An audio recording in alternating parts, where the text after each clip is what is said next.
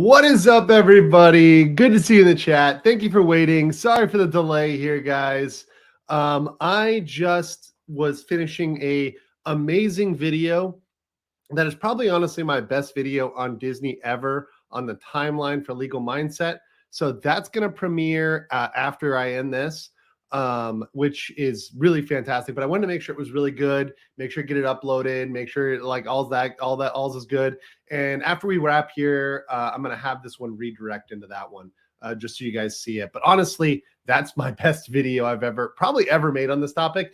And it brings in so much more history that I haven't covered before. So just want to say what's up to you guys, though. I appreciate all of y'all that support me on all of my channels, not just here, but elsewhere. And obviously over on locals as well, which I'll get the live. Let me get the live chat there kicking.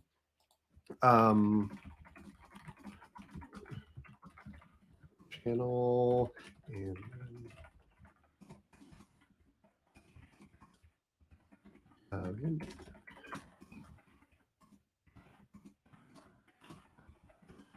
issues. All right, awesome. So let me get that started over there on locals, get that kicked up. You know, it's a hard life. It's a hard life being a pimp and getting everything done. Let me read through here, everybody in the chat. Danielle, obviously, what's up? Orion Galaxy, what's up? Bob, what's up? Ice Cold Wolf, Traveling Writer, Deha Co. And who else we got? Yeah, good to see y'all. Good to see y'all. Yeah, glad you guys are enjoying the videos on Disney. Obviously, that's one of my prime topics right now. But it's really been fun. It's really been interesting to talk about. And yeah, no ladyboys. I'm in Korea, not Bangkok. So this is a little light on the ladyboys in Korea. Although I have seen some Korean teas, let's call it that way. They do exist, but they are relatively rare. So anyways, this is actually a really good video. This one I wanted to put out because honestly, some people had asked me, like they just put out to me, hey, Andrew, like I love your videos. Like your videos are awesome, but where do I start? Like if I'm a guy who's out here and I'm just like starting out and this is my first time considering moving abroad, or I don't really have that much money or experience, how would I start out? So the first thing I'm going to deal with, and I'll address all you guys' questions in the chat, of course, you know, and this is still a young channel, so we don't have super chats on. So just write your question and I'll answer it like old school days back when I had 24 people watching on Legal Mindset. I remember those days. And by the way, I don't have the hubris to forget about that and forget about the people that were writing with me. Like, for example, Bob Johnson, Danielle, you guys have been around forever. Max Mura, what's going on, man? Good to see you.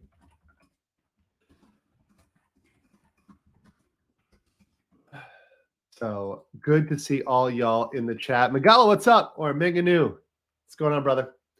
Good to see you as well.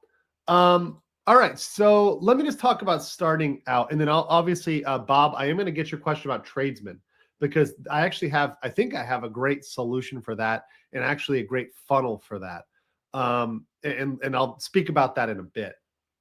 But if you're starting out, this is just the answer to the triangle question. If you're starting out, and appreciate you, brother. Oxandrolone says, finishing up my Konkuk application. Thanks for the help. Plan to come in September. Awesome, man. A lot of people that are coming to, for example, Korea, one of the big options is a language visa. So you can study at different universities here. Konkuk is a great university here in Korea. So shout out to that. And shout out to everybody who's booked a consultation. I really try to deliver as much value as possible. And once you've booked a consultation, you're kind of free to email me after that, and I'll answer your questions because you've done that. But obviously, I only have so much time in the day, so you got to book the consultation to get in there. Even if you just book a half hour, I can usually get you sorted pretty quickly. So let's talk about starting out. So let's say you're a young guy, like a really young guy. You're just starting out. You don't know where to start, or you just like don't know how to start planning. Here's how I think in terms of if I'm starting out this process, the first thing you got to do is saying, how strong is my will to go, right? So if you do not have a strong will to go, you're going to end up either staying or boomeranging. And I'm not the type of guy who's going to try to sell you on something that you don't want. You have to want it. You have to say, look, I'm done with this stuff. I'm tired of this stuff. I'm tired of being dealt with this way. I'm tired of my taxes being ridiculous. I'm tired of being treated like shit by women. I'm tired of, crime. I'm tired of this, like, just absolute lack of safety, lack of trust in any of the institutions. I'm tired of this shit. I'm getting out, right? Once you get to that point, you're kind of ready. So AKA, first, are you ready? What is your why? Is your why strong enough to get out? Second of all, which is expanding on the why, is what is your mission? And this is something I talk about a lot. And it sounds like some foo-foo hippie bullshit, but listen, this is not hippie shit. This is actually practical reality. The thing is, a lot of people don't begin with the end in mind, but you literally have to do that. You have to think about, what is your life goal in terms of how you want to live? What do you want? Ultimately, what is your goal? Do you want a family? Do you want to just bang a bunch of chicks? Do you want to make a bunch of money? Do you want to just travel a lot? Like, what is your goal? And, where does that, how can you expand into that? And look, a goal is not something like, a mission is not a goal. Like, a mission is, hey, I want to live as free as possible, and I want to have as flexible a lifestyle as possible, and I want to live between 2 or 3 countries. You don't have to use that one. I'm just making that one up, right? But you can live with that mission. But a goal like banging 100 chicks, that's not enough, because you can bang 100 chicks anywhere. You can bang 100 hookers in Vegas, right? Or not Vegas because it's legal, but Nevada, right? Reno. That's not a goal, and that's not a good goal. By the way, that's a shallow and empty goal. And I know a lot of people criticize like any guys giving advice about women or anything else as just that being the goal. But I actually will be the first person to say that women is a horrible goal if your goal is just a certain number or achieving a certain notch count. That's not good. But if you say, hey, look, I want to have a family, that's different, right? Because you have something you want to build. That's more of a goal. You can work with that. Or if you say, hey, I don't ever want to have a family, but I want to have a girlfriend, right? Maybe I want to have a monogamous girlfriend. I don't really want a family. I just want a girlfriend. That's fine. Or you could say, hey, I want hoes, and I just want to have a bunch of FBs and, fuck buddies. And I just want to have a constant rotation, and I never want to get married, but I never want to be exclusive with anybody. That's fine too. But you have to decide that for yourself. I can't tell you what to do. And on my channel, I'm not going to tell you what to do. So you got to go to, if you want advice on what to do with your life, that's other people. All I'm going to do is say, hey, look, you have to know that. You have to figure that out yourself before you come and say, hey, what do I want to do? By the way, business, do you want to work a job? Do you want to be in a job with an employer? There are certain people that will always be better working for an employer. That's fine. I'm not trying to judge you, but I will say it makes it harder because you do have to find a traditional job, and you will be held to traditional standards over here in Asia, which oftentimes are very harsh. That being said, you can still do it. It's very possible. Or do you want to work for yourself? If you want to work for yourself, what skills do you currently have? What knowledge do you currently have? What degree do you have? Which isn't as worthwhile as your experience, by the way. What background do you bring? How can you change your business? Do you want to go into something new? Do you want to learn something new? Do you want to do something different? Can you do it online? Can you make it location independent? Can you make it into consulting? Can you make it into content creation? Things that are very, very easy to take abroad. So you have to come up with all those things yourself.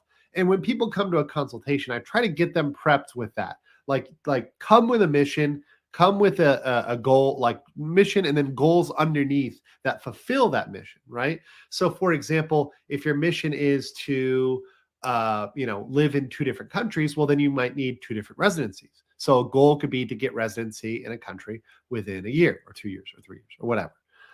So that's one thing in terms of goal planning. Now, in terms of logistics, like real meat and potatoes, after you've done the mission and the goal stuff, now you're talking about money. Now, it is going to depend where you want to go. If you're going to live in Malaysia or Indonesia or Thailand or Cambodia or Laos or Vietnam, you're going to need a lot less money. And in fact, I think that a young guy who has a plan, and I'm being very ballsy with this, but I'll say this, and this is, just put this out there. Plane ticket aside, right? So you're going to have to pay for the plane ticket. So whatever the plane ticket cost is, let's say that's $2,000, right? Plane ticket's $2,000. And plus your passport. By the way, if you don't have a passport, that's the number one thing you should do is get your passport. It takes about 6 months now with average processing time. That's non-expedited. Even expedited is 2 to 3 months. So get your passport now. By the way, anybody thinking of coming in October to Tokyo, you better get on that right now. If you haven't already gone and applied for passport, do that. If you're planning to come to Tokyo or thinking about coming to Tokyo in October for our meetup, we've already got at least 10 people in, and I've got at least 2 or 3. Actually, no, sorry. I've got at least 3 content creators dedicated to it already. And I've got more that I'm going to be recruiting. My ultimate goal is somewhere between 30 to 50 people. I think that will be good because it'll be small enough that we can all talk and get to know each other, but big enough that we can all really pool costs and that we really get an efficient meeting space that really works for us. So obviously, look, if you're going to Southeast Asia, $2,000 for the plane ticket, let's just assume that, right? You could probably, if you're a young guy and you have a plan, you could probably make it on like $4 or $5 grand, right? I mean, I think that's very low, but you could do it in those maybe even less, right? Maybe even 2 or 3. But once again, that's ballsy, right? You know, you're paying half your price for a plane ticket. And what if you have some issue and have to get a plane ticket back? I like to have that in the tank and reserve and savings before I go. So, you know, for Southeast Asia, you can go a little easier. Northeast Asia, you're talking Taiwan, Korea, Japan. Yeah, I'm not going to recommend you show up with any less than plane ticket plus about 6 grand, 7 grand, 8 grand. I think especially you should get a savings fund optimally. You know, that's the minimum, I would say, about 6 grand plus a plane ticket. It's about the minimum. And that's assuming you're making money and you're going to be able to make money when you get here, not just burn money. Now, if you are somebody who's doing a language visa, you might need more money because your work may not fully offset that unless you have a location independent job that's high paying. My optimal, which I recommend for most people, is look at the rent and do a 6 month to a year savings allocation for the rent. So, you know, if you show up, you've got 6 months to a year of rent. I think that's very conservative. I don't think that's crazy. I mean, look, I'm not a financial planner here. I'm not a financial genius, but I think that gives you a huge safety net. If you can say, look, I can live for 6 months to a year in this country, right? I know the rent is, let's say, $800 a month. So, I mean, I'm horrible at math. What is that? I actually have to do math on that. That's how stupid I am about this. So 800 times, what is it, 12? Right? So you've got to have $9,600, right? Okay, so that's if you want it a full year. If your risk tolerance is half that, let's say you just want half a year, right? That's what, 4,800, right? So you bank $4,800, a couple extra grand for spending, and then your plane ticket, and then you go. So there you go. That's how I would start out. And now in terms of choosing a country, you're really going to have to decide what you want. And honestly, I'm going to do a little lightning round here of Asia and the different countries and like what they have to offer. And obviously we talk about countries, but I think it's more important to talk about cities ultimately, because ultimately cities are going to be more relevant than countries, because if you live in the country, it's going to be a little bit better. So let's just present this. Let me just share my screen with you here. And show you, all the different parts of Asia. So let's just start in Korea, where I'm at right now in Seoul. Obviously not recommending North Korea, and I do not recommend China at all whatsoever. Sorry, Orion Galaxy, but your crazy China plan is really not for me, bro. Although I love you and I appreciate you, but I will never recommend the fact that anyone should go to China right now. So that being said, South Korea. If you're living in Seoul, that's one thing. Seoul's the most expensive city. But if you want to live in a really good city that's kind of the second biggest city, you can go down here with Legal Vices in Busan, right? Busan is a very beautiful city on the beach, a lot of nice stuff, very good connections. You see here the ferry lines running to Japan.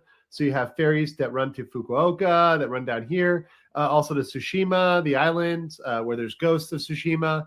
So you can run down there as well. Let me enlarge that. So, but if you're living in the country or even a second tier city like a Daejeon, Gwangju, Daegu, Suwon, maybe Incheon, or Chuncheon or somewhere like that, you can get by on less rent. So in Seoul, I would say, yeah, budget about $1,000 for rent. I think that's reasonable. But if you're living in Daegu or Daejeon or Gwangju or Jeonju, you might have a cheaper rent. Just throwing that out there. You could probably get cheaper rent. Also in Busan, you could probably get cheaper rent as long as you're not pimping it. So there is possibility to get pretty cheap rent in Korea. What is Korea good for?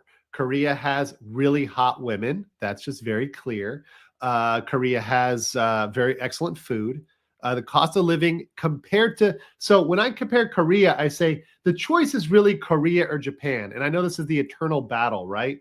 But Korea is like the cheaper cousin of Japan because the costs are lower. The cost of living is lower. Labor costs are lower.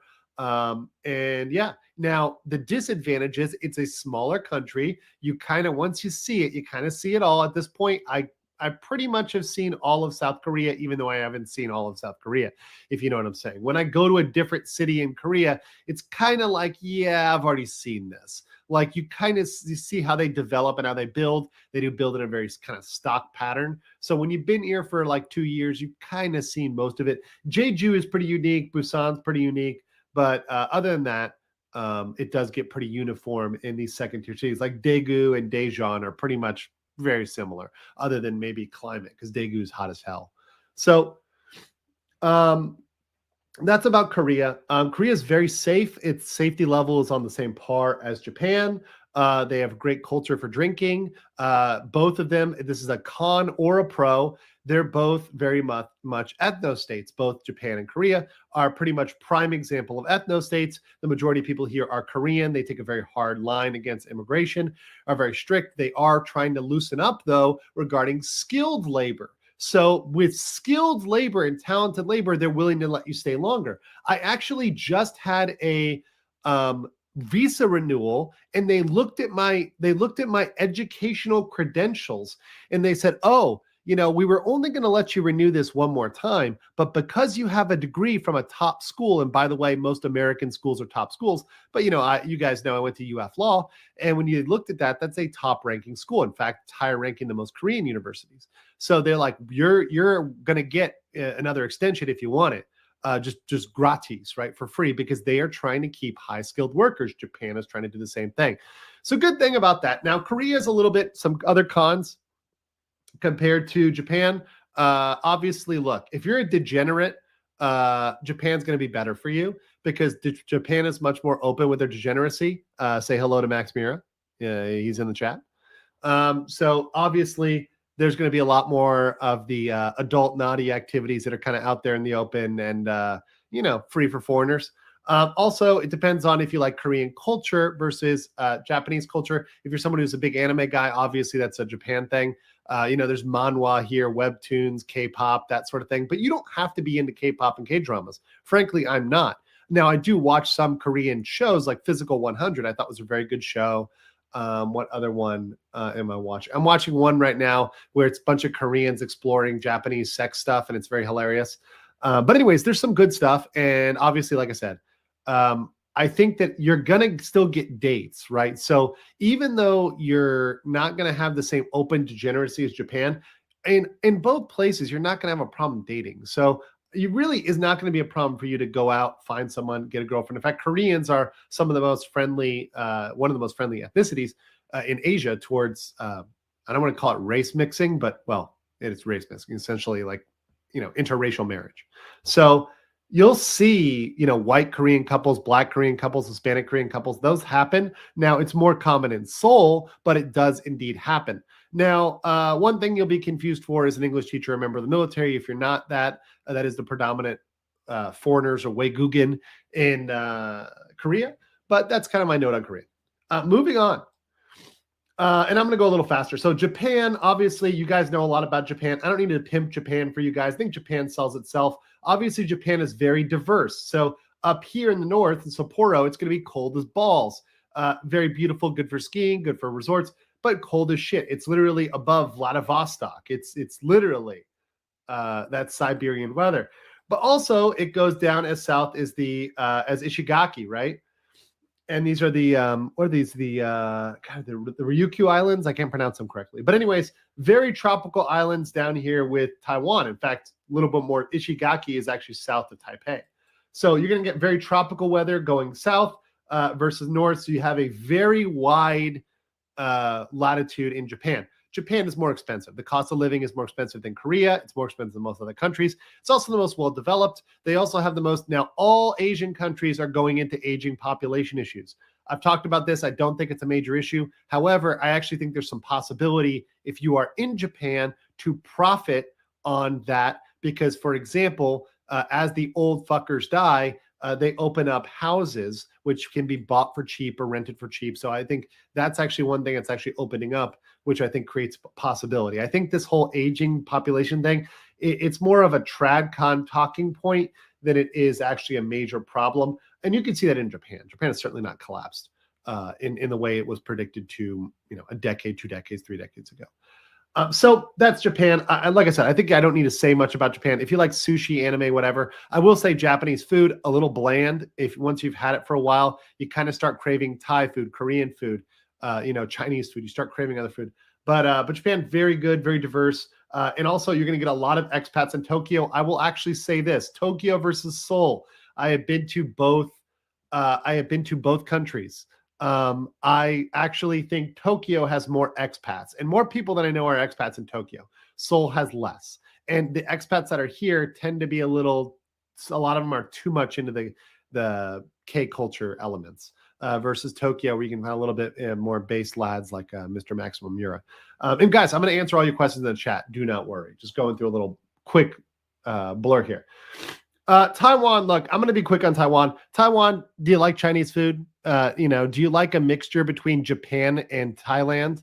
Because that is essentially Taiwan. Taiwan is like if you took Thailand and Japan and merged them.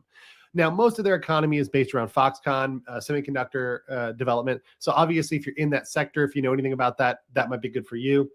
I will say way more conservative in terms of dating culture. So what might be more easy in Korea and Japan will be much harder in Taiwan. Also, frankly, you face invasion risk from China, although I think it's a lot of bark and not as much bite from China. But who knows? Biden is pretty much limping around. So, I can't say too much about that. I do plan on visiting Taiwan in the next couple months. So I will let you know more then. I'm giving basic information on countries that I haven't been to yet, because I don't want to mislead you guys. And I'm not going to represent to you that I know something until I know it. You guys know me. I've always been authentic. I've always told you 100% facts. And that's why if I haven't been somewhere, I'll interview with a person who has been there to get that knowledge. And I do plan on checking a lot of these countries on my list in the next year. So just hold that out there. By the way, I recommend heavily against Hong Kong. I know that that's some place that for a long time, people were very interested in going to Hong Kong. But frankly, the time of Hong Kong has frankly come and gone. And I think that there are much better options elsewhere than Hong Kong. Sorry, down here. Hong Kong, right by Macau. So yeah, Hong Kong, not an option I would explore. I would visit, but yeah. Yeah, that's about it. Going down, Philippines. So Philippines is good for pussy. So if you are a loser, if you are old as hell, if you are just an absolute, you're like, dude, I can't get laid anywhere, go to the Philippines, you'll get laid. So that's what I can just say. Straight up, if you're a guy who's interested in that, explore the Philippines. However, there are obvious risks with the Philippines. There's safety risks, there's security risks. If you're not careful, if you're stupid, if you're smart, you're going to be fine. But my thing is that if you have not traveled a lot, if you are not very travel savvy, you need to be careful. And that's not just in the Philippines, it's anywhere. You need to be careful. There are guys who show up, particularly in Southeast Asia, Philippines, where you don't know what you're doing and you get fucked. So just be very careful with that.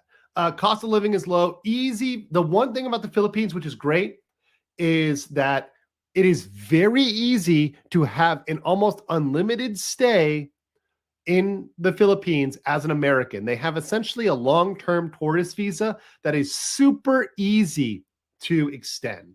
So just commenting on that. It's going to be very, very, very, very, very easy to stay there in the Philippines. I do think it's got a good location. It's very central, but once again, you're not going to get the infrastructure you get a lot of the places, even in Southeast Asia. So even compared to Southeast Asia, they are lagging behind in infrastructure. That can be good or bad. It's a little bit more of an adventure. Not going to knock it. And by the way, I do plan on being there this year. All right, let's go down to Southeast Asia. Vietnam. They're still commies. So my big thing with Vietnam is, look, I think Vietnam is great to visit, but I would never go there because I don't plan on investing heavily in a socialist government and putting any real estate down. Now that being said, you could even live there and just not invest. You could just rent and keep your money really outside of Vietnam. I would just advise to be very careful about investing in Vietnam. However, Vietnam is one of the most rapidly growing countries. It is actually displacing China in terms of manufacturing. Vietnamese women are extremely hot, but they are also kind of crazy. But that's that. If you like Vietnamese food, you like it or you don't, go get some pho and see if you like it if you haven't had it.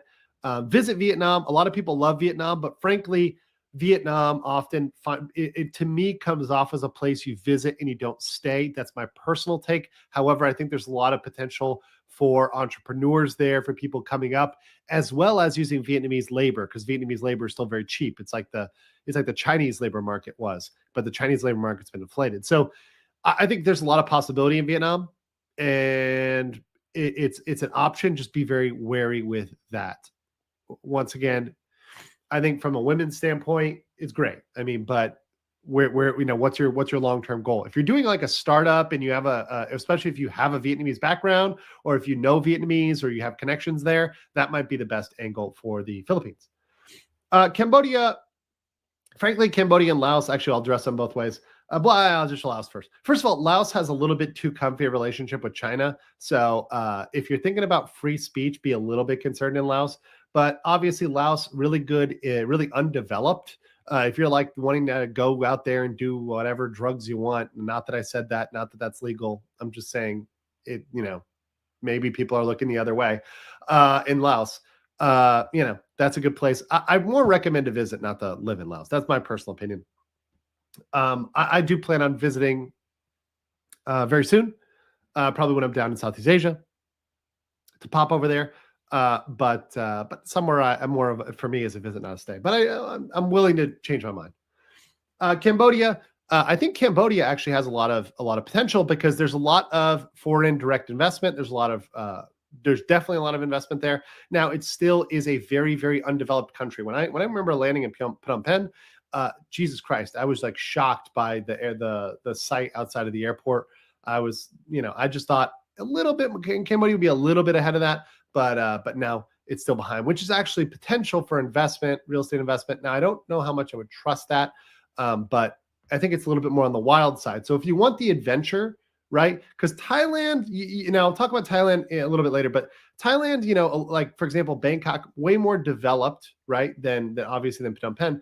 But some people want the wild side. They want the adventure. And I think Phnom Penh could be that. If you want to be somewhere that's on like the cutting edge, the frontier, that is definitely Cambodia. And Cambodia will definitely have an up, particularly as Vietnam and Thailand rise. Cambodia is going to rise with it. And this whole region is going to be dragged up by its bootstraps because essentially all they need to do is build, in which they're already doing, is building infrastructure and importing work, mainly that was used to be in China, importing that over there to these countries and just going for it because they've got the potential, they've got the labor, they've got the same skills. So there's going to be a lot of growth in this area in the future economically, just generally in Southeast Asia.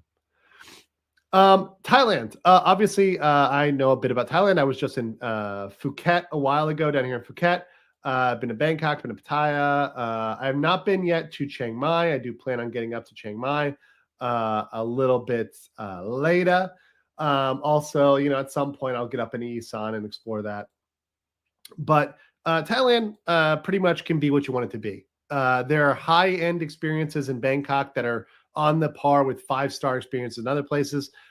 You can go all the way up. There's, fashion, designer stuff, American stuff.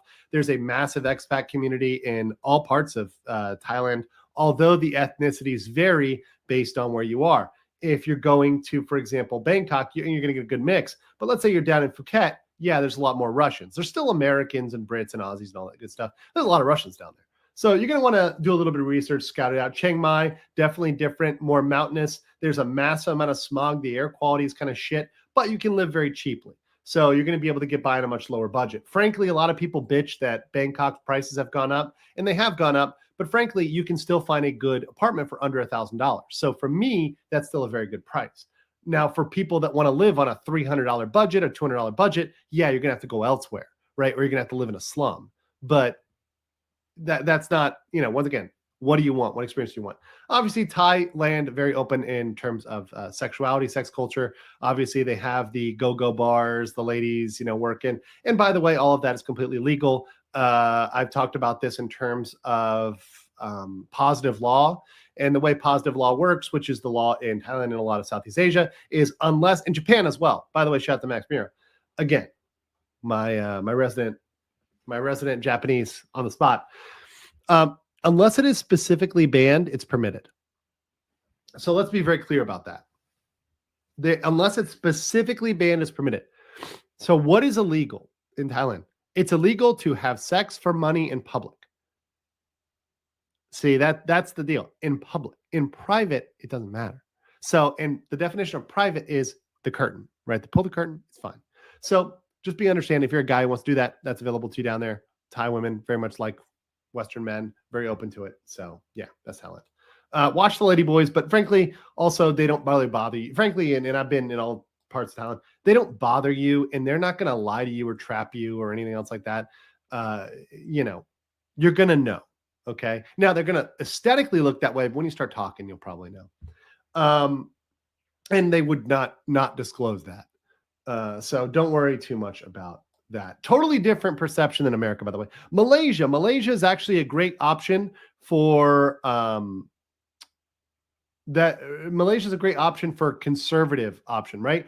And I think if you have a family and you want to be in a more conservative area, Malaysia is probably one of the best countries ever, particularly because English is the working language. So if you're like, look, I don't want to learn some Japanese or Korean or Chinese or God forbid, Thai or Lao or Cambodian or Vietnamese, go to Malaysia and you'll be able to speak English, right? So English is a working language there. People know English. So that's great. If you have a family, it's great. Dating culture, not as great, although they do actually have legalized ladies in the night. Although if you're a guy who doesn't want to partake in that and you're partaking in traditional dating culture, might be a little more difficult for you, right?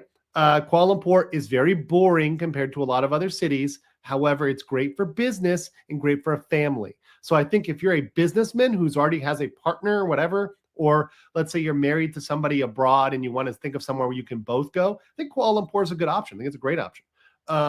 If you have for example, if you meet a girl who's from Vietnam or Thailand or wherever else, and you want to go to a third country, right? And she's saying, hey, I want to leave my country. And she tries to say, hey, let's go to the US. You go, no, let's go to Malaysia, right? Because it's not the US. It doesn't have the cultural taint of the US, right? We all know about that. I'll talk about that later.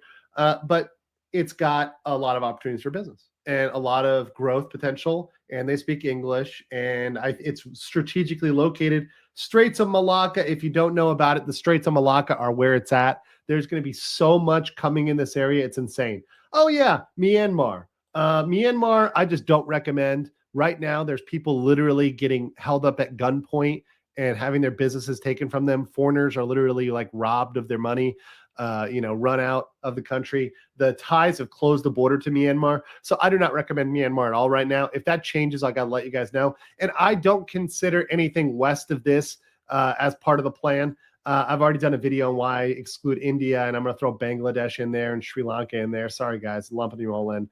With India in terms of not recommending them. Moving on down, obviously Singapore, I think, look, it's a city state. You're going to get bored very quickly, but as a place to park money, it's fine. If you have some sort of connection, it's fine. But for most regular average guys, it's going to be difficult to get in Singapore off rip. But down the line, when you've made some money and you're maybe mid-career, you're looking at investing, you're looking at parking money, I think Singapore is an extremely safe place to park your money. And so, for example, remember how I said if you were in Vietnam, you would want to park your money somewhere else? Maybe you look about parking in Singapore. So if you're doing that, I think that's actually a good strategy, because Singapore, the one thing Singapore respects is Singapore respects common law and the rule of law. And honestly, that's what makes it strong. What people don't understand about America and what actually makes America strong is our respect for civil law and the rule of law. Singapore respects that. Now, there's a lot of problems with Singapore, and they're very strict and authoritarian, and they got a lot of government regulation, blah, blah, blah. But if you're just there for business or there for a short time, Singapore is great. If you're just there for a short time, they have amazing Chinatown. You can actually eat for cheap there if you want. I actually really enjoyed Singapore, but I only visited for 4 days. That's about as much time as I'd want to spend in Singapore. You know, if I spend a couple days in Singapore every year, or maybe every other year, I'd be fine. But it's a nice place to visit. I don't have any problem visiting Singapore at all. I actually love the Hainanese chicken there. It's delicious. So jumping over to Indonesia. Indonesia, very diverse country. Actually, I'm going to have my interview with Lemmy dropping, and he is living in Malaysia. He's actually living in Sulawesi, in this peninsula over here. So Indonesia is one of the largest countries in the world. I mean, I'm zoomed out here because this all is Indonesia. So one thing that people don't realize is, like, Indonesia, yes, it's a majority Muslim country, but they have entire islands that are solely Christian. So you can just go somewhere and everybody's Christian or everybody's religious. Bali, for example, Bali is a very famous example, right? Completely Hindu, right? On the island right here. This is pretty much a Hindu state within it, which makes Bali unique. I will say Bali is definitely cracking down. So a lot of the influencer types are getting run out. If you're going to do Indonesia or do Bali, do it right, but it is going to be more expensive. Frankly, I would recommend it more for the person who has a connection there, who can find a job there, who maybe goes to study there in university. Maybe you take an English language course at a university that's in English, and then you transition into Indonesia. More difficult to crack in, but that's because they've had to deal with fuckery from Russians and other sketchy people who come down and try to get visas in Indonesia. Those are the main ones I'm talking about for now. I may add more to the list in the future. I mean, your Brunei, I mean, the Sultan of Brunei over here. You know, we'll talk about that. Obviously, I don't talk about Australia and New Zealand because that's the places people want to get the fuck out of. So that's it for Asia. So I hope you guys enjoyed the rundown. That's what I've covered right now. If you guys want me to add any countries to my list or consider some, let me know. But that's where I'm at right now. And obviously, I'm going to do more recon myself so I can bring better information to you, as well as connect with lawyers there to give you guys better information. So let me run up here and let me get through all these chats because I want to make sure I answer everybody's questions from the chat. Bob Johnson asked, what are the prospects for Western trained tradesmen in the East? Follow-up, is it financially worth it with the family salary-wise? So there's a lot of options depending on what you want to do. For a very young guy, here's actually a crazy profitable plan for tradesmen. I'm actually going to give you this free alpha, and literally this is an amazing plan. So if you wanted to, there's trade jobs, for example, in Australia, right? And I know we hate Australia, but hold on a second, right? Pause for a second. You can work there, right? In Australia. And as, for example, in like mining or some of the heavy industry, and you get like 3 months a year off. So in that 3 months a year, you get the fuck out of Australia and you park your money in a different country. For example, you could set up a business in Thailand for a couple $1,000 and you could park your money there. And once you have, for example, if you have residency there, you're able to actually reap some tax benefits there. Now, this is not tax advice, but you know, there's tax benefits. I can just say that without telling you specifically, because obviously it's case by case by case by case. But there's definitely a huge prospect for you to work elsewhere and then work there. There's also oil around here and oil operations. If you're a guy who can get into those oil operations and you can, let's say, park your money or start a business onshore here in one of the countries here, Malaysia, Thailand, you know, even parking your money in Singapore, whatever. I think that's a great option, a fantastic option if you're able to work in the trades. Also, there's a big opportunity for mid-career tradesmen. This is some free alpha, and it's an idea that I actually credit to my friend Ben from Integrity Legal. So here's an idea. If you're a tradesman, you can train other tradesmen. So places like Thailand and Malaysia, they need skilled Western tradesmen to train their tradesmen. So you come over there, you'll easily get a work permit. And if you need me to help you set that up, let me know. I'll give you the right connections. But you'll get a permit and you'll be able to train, for example, a tradesman in Thailand or Malaysia or somewhere like that. that are, let's say, carpentry, masonry, construction, electricians, plumbers. You'll be able to use that to train them. So you're moving from a person who's doing it to more of a person who's educating. I think that's a great one for mid-career. And obviously, if you have a family, you're able to generate enough revenue from that. You should be able to generate enough revenue from that. Now, granted, you're going on your own, you're starting your own business. If I don't need to tell you that there's a difference between a salaried job and starting your own business. Starting your own business is risky. I'm not going to bullshit you and say, oh yeah, there's no risk. No, there's risks. But you have to, if you have a family, plan accordingly. Now, that being said, if you really crunch the numbers and you think about a year of living in Kuala Lumpur or in Bangkok or wherever else, Chiang Mai, wherever else, right, and training people, look at the cost of living there. Do it for a year. You probably can save that, or maybe you already have that in savings in terms of the cost of living. You probably already do. And when you switch to the consulting role, you're going to find your time frees up, your flexibility frees up, and you're going to have more time with your family. And ultimately, our life is about reclaiming our time. It's not really, I think the money is one thing, but time is another critical asset I don't think we value as much. And you're going to find you have more time for your family. So that's one thing out there. I think that's a great idea for this to go. Let's go down here for the next question. Travel Writer says, I am far behind on your content, so I didn't know you were back in Korea. Sweet. Yeah, I'm back in Korea. I will have to pop back to Thailand for a little bit for some visa stuff. Then I'll be back here. So, and then I will see about what's going on. I do plan on getting to Taiwan in the next couple months. So that's on my list. I'm also planning to go to Malaysia as well. That's on my list, my short list. Let us see. Scrolling down here. What's good? Me, I'm good. I'm doing great. Doing great. Good to see you. Dapper Day says, any good Asian dating sites to meet legit meet a nice Asian woman? Okay, Dapper Dave, I'm going to tell you one thing. A lot of the basic skills for vetting women in America will serve you well in Asia. And in fact, if you've been on American dating apps, you're actually over-prepared because you've had to vet out a lot of crazy, insane, woke, feminist, insane women, right? Sorry, I say insane twice, but you really know what I'm talking about if you're on dating apps. So all those red flags, they still apply if you're looking for dating. Now, look, like I said, I'm not trying to tell you what to do. I'm not your moral judgment. That's on you. I'm not going to tell you what to do. If you want to bang hoes and all you're trying to do is get a bunch of one-night stands and girls who are going to smash on the first night, hey, look for the tattoos, look for the piercings, look for the ones that have a bad relationship with their family. That's great. Do all that. Same stuff applies as in over there as in here, right? But the same things would apply in terms of looking for a good girl, right? Do they have a good relationship with their family? Do they have, aspirations, right? Are they nice to you? Are they sweet to you? How do they treat you? It's a very big thing. Now, of course, a lot of Korean women, and I'm saying anywhere in Asia, Korea, Japan, Thailand, Malaysia, wherever, Vietnamese, they're going to treat you way better than you're back home. So just understand that's a baseline. You're going to be treated better. You're going to be treated more with respect and more like an actual dude, not like a piece of furniture.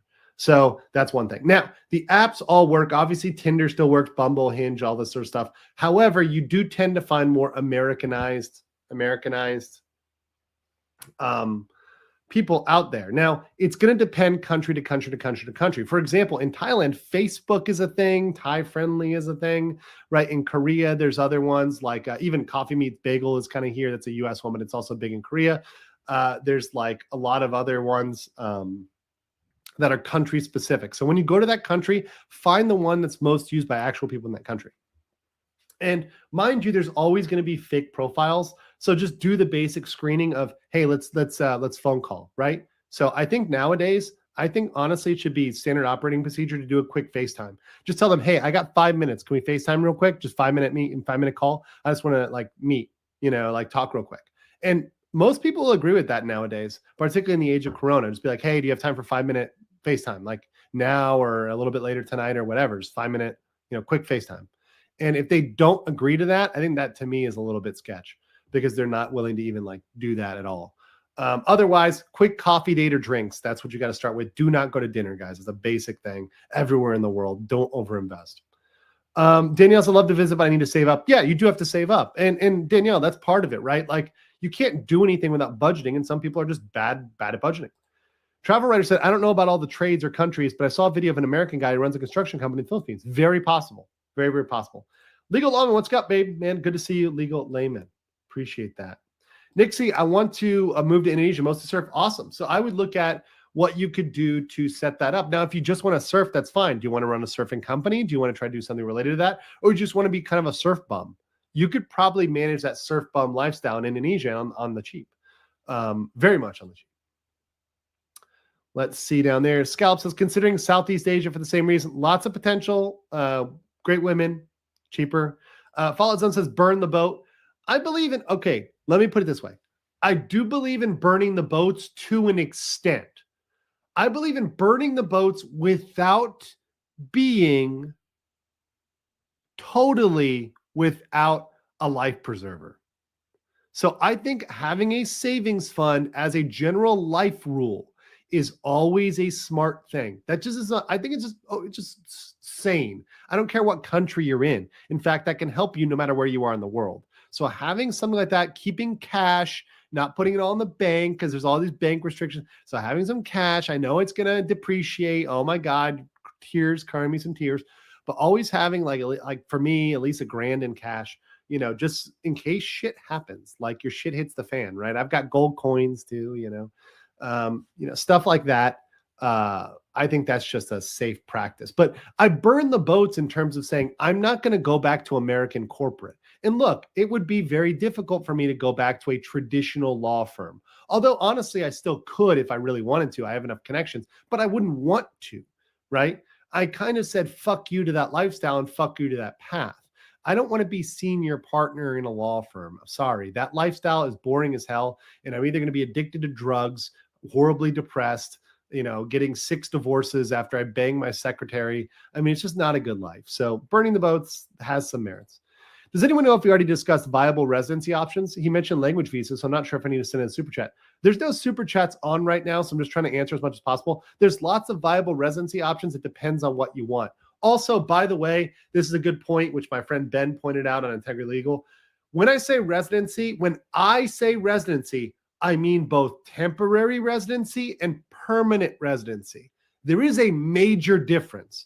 Permanent residency is like citizenship without the voting. Temporary residency is just having the right to be there, having a valid visa.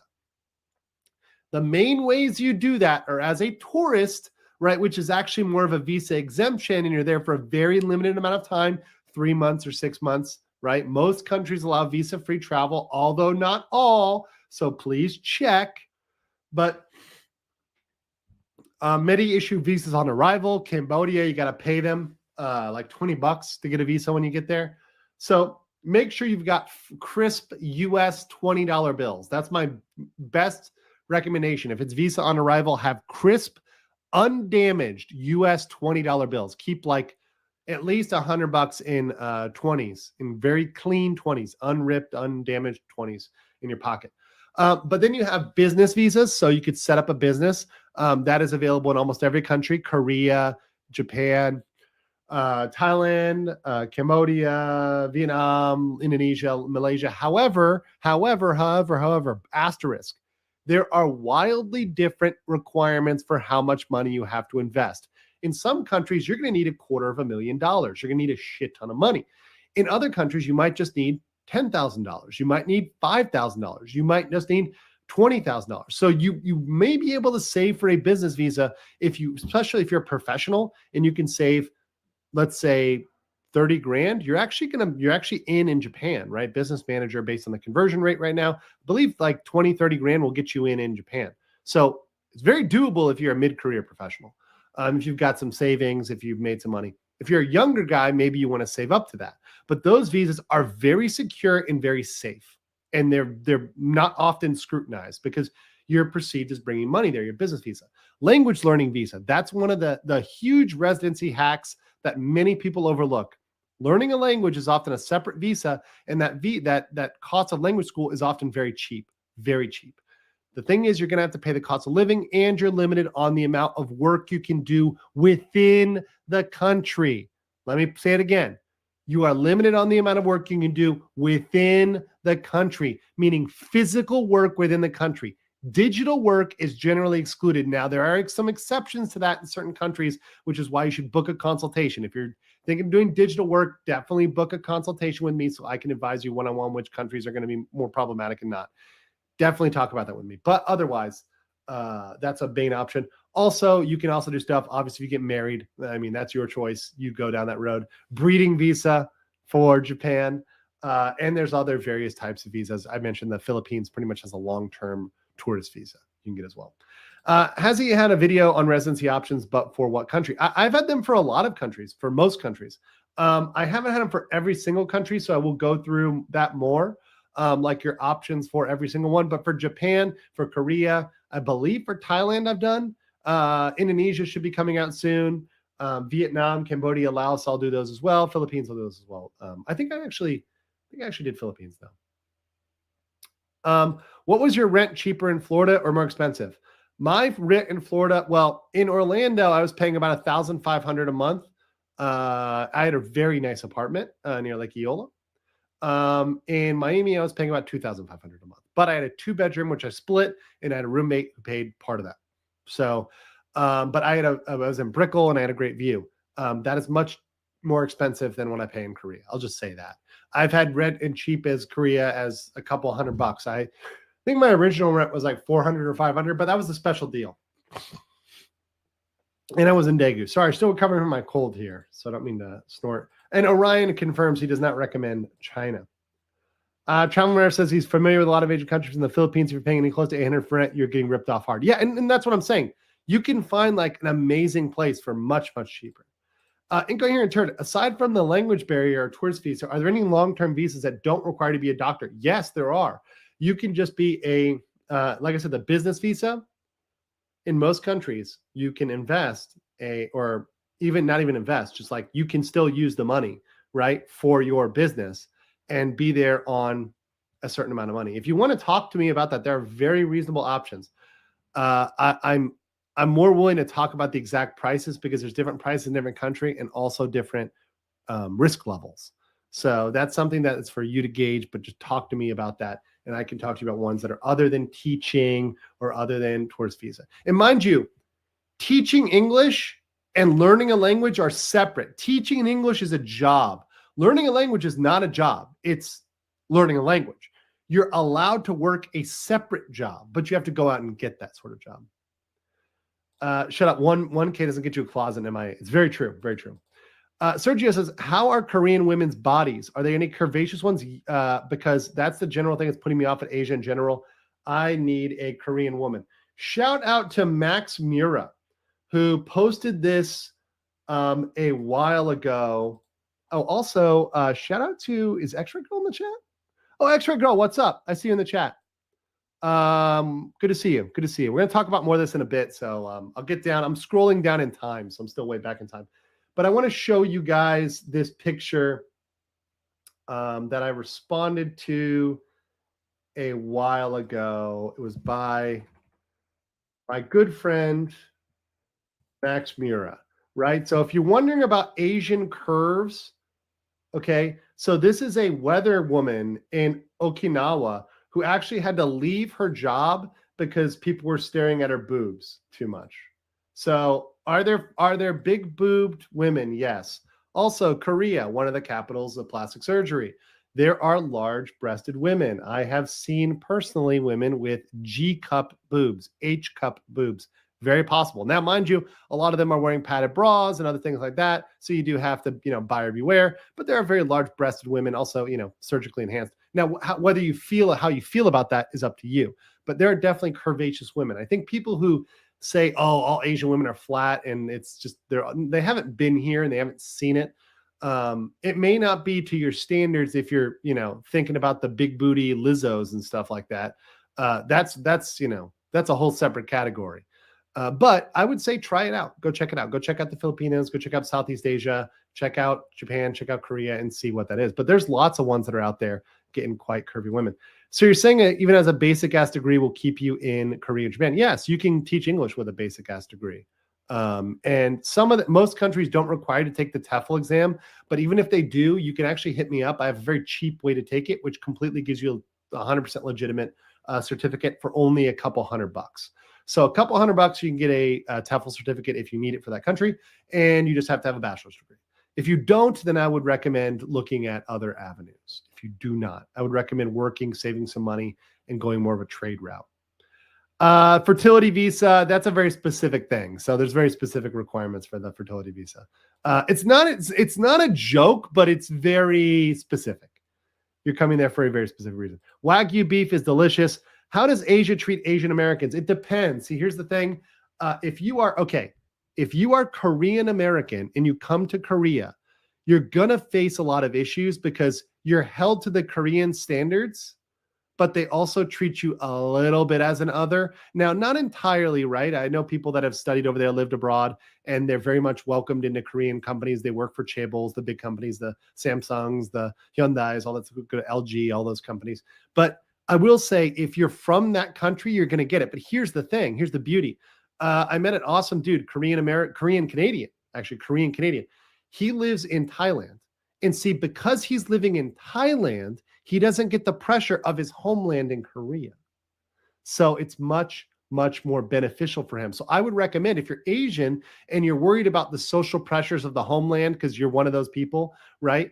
Maybe consider living in a third Asian country because they're just going to treat you like a foreigner. That's the beauty of Asia. See, here's what people don't understand. American racism is very basic, right? Sorry. In Asia, it's more xenophobia against all foreigners, including other Asians. So, for example, the Japanese are foreigners, Weigugen, in Korea. In Japan, Koreans are Gaijin, right? It doesn't matter that they are, and don't tell them this, that they're, biologically related at certain points. Forget about that. Forget about the biology, right?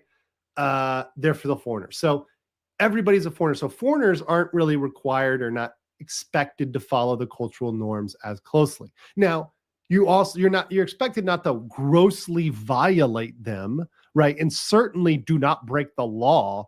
But for example, if you don't know that like you're supposed to hand your business card over with two hands, nobody's going to expect you to do that.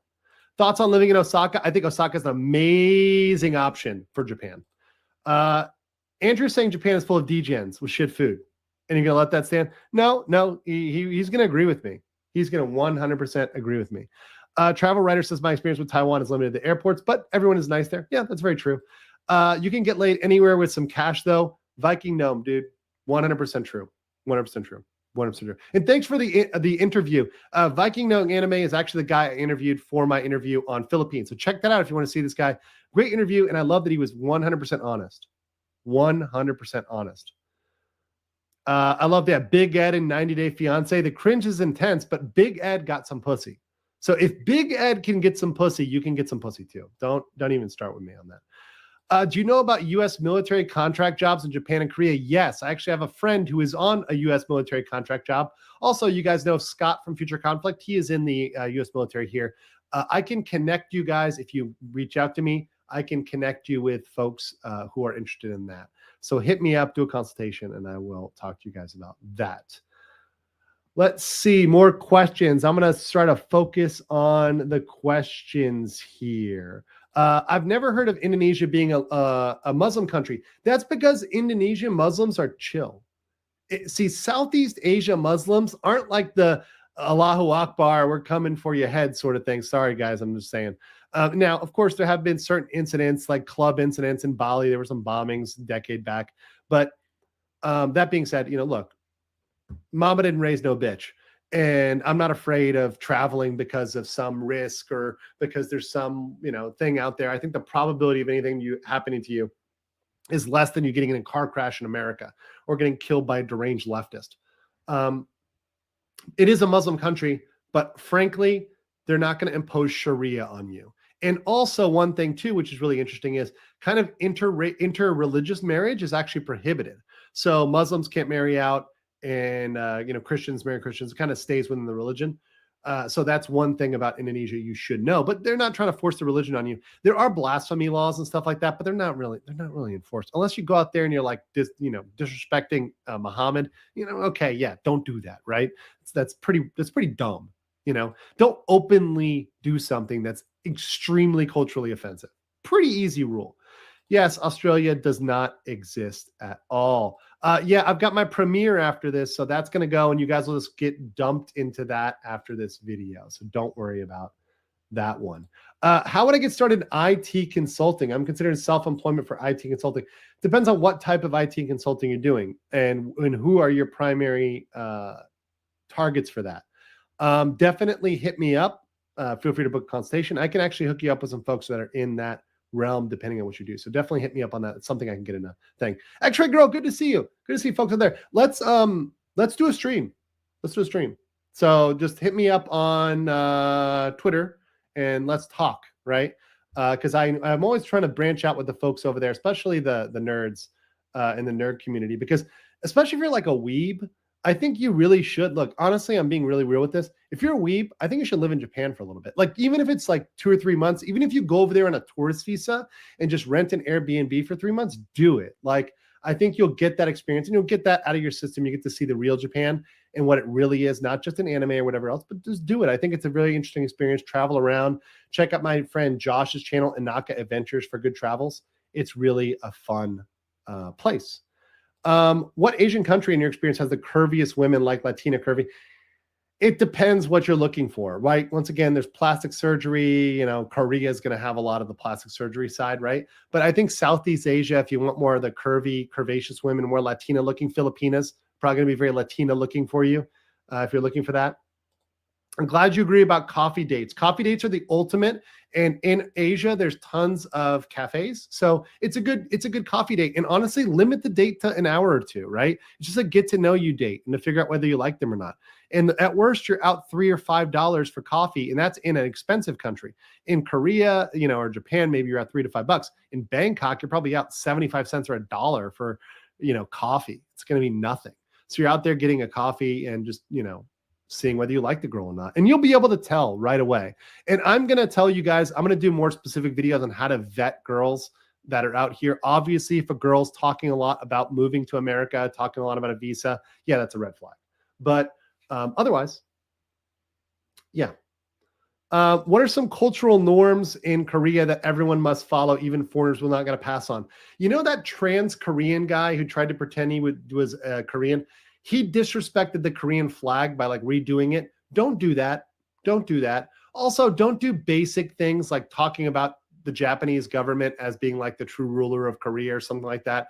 Dokdo Island is, if you're in Korea, Dokdo is Korean, right? Just understand that it's a little island they're fighting over. Well, Korea controls it, but they want Japan to officially acknowledge it, and they haven't done that. So don't bring that up. Other than that, that's about it. I mean, just be respectful. I mean, it's like any other country. Be respectful. Some other things here. Shut the fuck up on the metro. Like, don't be too loud on the metro or on a train. Like, you can talk, but talk quietly. Don't be a dick. And, elevator, escalator. In Korea, you stand on the right-hand side and you pass on the left. Very important. Now, that's actually the same in Osaka. In Osaka, you also stand on the right and you pass on the left. But in Tokyo, it's the opposite. You stand on the left and you pass on the right. So understand, people will give you death glares if you are in the escalator on the wrong side. Can you use your money in American Bank or use debit cards safe for travel? Yes, but you need to make sure that they have they have a credit function. Also understand that they have a might be charging you a fee. I am a big proponent of opening a foreign bank account and putting at least a little spending money in there. It's very easy, and I can tell you how to do that. Certain visas will and won't allow you, but I am a big proponent of getting a visa that allows you to open up a bank account. Be very careful about that. For example, certain types of language visas will allow that, certain will not, depending on the time length. So once again, reach out to me. I'll help you with that very soon. A Korean girl in Seoul took me off on a dinner, unmatched me on Tinder, dine and dash. Yeah, so don't do that, bro. I mean, you fell for it because you paid for dinner, dude. That's on you. Like, I hold guys accountable for this. You're an idiot, bro. But that being said, I hope you learn from it, because once you get burned once, you learn. Let's see here. Is it possible to keep dual citizenship? Yes, in the majority of countries, but not every country. So hit me up if you want to ask about that. For example, I'll just throw it out. Singapore does not allow dual citizenship. You have to pick. But for example, Korea, more flexible. Now, if you get Korea, mind you, you're going to have to serve Korean service if you're a guy. So be very, very careful about that. But in most places, I think residency is perfectly sufficient. Hey, Andrew, What does Lauren Chen doesn't talk about Asian entertainment? Because she's not really that Asian. And she's more whitewashed, whatever is fine, which is fine, by the way. I have nothing against that. I love my, Asian American, Asian Canadian girls. They're amazing. But a lot of times they're just more westernized than Asia. They actually probably wouldn't cut it over here because the standards, or they wouldn't want to live over here because of the pressure. What visas could a 48-year-old on Social Security disability get in what country? Honestly, Miko, you're kind of close to retirement. So you actually might want to look at some retiree visas, which might be coming up as you move towards your 50s. So I actually have some options for you, particularly if you're interested in like Thailand, for example, very permissible on the retiring end. You're actually close to it. So actually that's one good for you to hit me up. Obviously, guys, when I say hit me up, I mean hit me up as in like either write me a message or book a consultation on GoEastGentlemen.com. I'll drop that right in there for you guys. Let's see down here. We're talking about investing business. What things are you talking about? Buying a business and running it, or giving someone else the money? Any one of those things. And it also depends on those countries. In some countries, you can just run your own business, literally run your own consulting business. That's it. That's what you have to do. That's all. So just mind you, it's sometimes very, very, very easy to just run your own business. For example, if you're a YouTuber, run your YouTube business. Ask me how I know. That's a business that you can open up and run. And by the way, it's a good way to mitigate your US taxes. Now, hashtag not tax advice, but just saying. How easy is it to open a bank account over there in SK? It's actually difficult, but there are ways to do it. And you need to, once again, ask me about it. I'll tell you about that. But it's easy with certain visas. Orlando, Miami rent is way up. Yes. Is there any tangible difference between Hong Kong, Macau, and China itself? It's becoming the same thing. It's rapidly becoming the same thing. Can you purchase property in Asia without residency or visa? In some countries, yes. In Japan, yes. In Thailand, no. Country by country basis. So you're going to need to tell me what country you're interested in, and I'll tell you whether you can buy property. And in some places, for example, like in Thailand, where you can't buy actual property, you can kind of buy a condo, kind of sort of buy a condo. So that's actually an option for you there. What country is the cheapest business visa? I don't actually know what the bottom floor is. I have to get the bottom. But let's say, look, if you've got $7,000, you can 100% get a business visa. I think you can get it for less in certain places too. I need to confirm that. But if you have $7,000, you can get a business visa. Does that sound doable? Can you guys save $7,000? Probably. If you're working, you can save $7,000. Stop spending it on hentai. Stop spending it on OnlyFans. We'll get you a business visa. X-Ray Girl confirms she has seen big boobed Asians. There are definitely big boob Asians, especially nowadays with plastic surgery, guys. Just realize. Mandatory OPA. Asians are advanced racism. No, I mean, look, and it's a different type, and it's mainly against foreigners, which it's logical. They're trying to preserve their culture, which frankly, I don't have a problem with. And they'll tell you, if you have a problem, just get the fuck out, which I completely agree with. Is it like going to France, hating somebody who isn't French? Yes, very similar. How is feminism spreading in France? Bullshit. See my video on Korean feminism, and I do one about Asia feminism. It is bullshit. It is a minority thing. This is propaganda from the West. The Western radical SJWs are trying to force feminism on Asia. It's not working. It's not effective. It's not going to stick. There's a lot of reasons why. Is it easier to live in Japan without having to get married? Yes, you can get into Japan for fairly easy, especially if you have money without getting married. There's also other ways like language visas or working as well. But yes, you don't have, this is confirmed. He lives in Japan, works in Japan. Best ways to make friends. That is actually hard. That is actually hard to make friends, to make real friends. I'll make a video on this. I will literally make a video on this because this is a longer one. What if you hate coffee? Get tea. Or get juice, whatever. You can ask anything, although I am trying to wrap it up here shortly. So this is my lightning round.